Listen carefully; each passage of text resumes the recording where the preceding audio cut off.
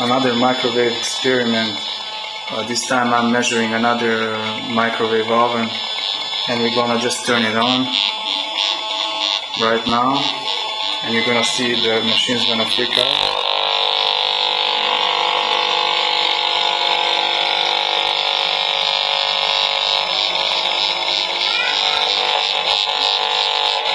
It's over 3 liters, and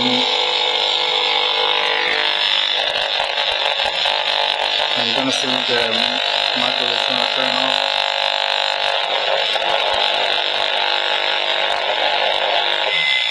You see the values are back to normal. We can do just once more. I'm gonna measure another model of microwave oven. It's a new one, and it shouldn't, the emission shouldn't go outside of the oven. So we're gonna prove that it radiates outside of the. You can see the meter is picking out again.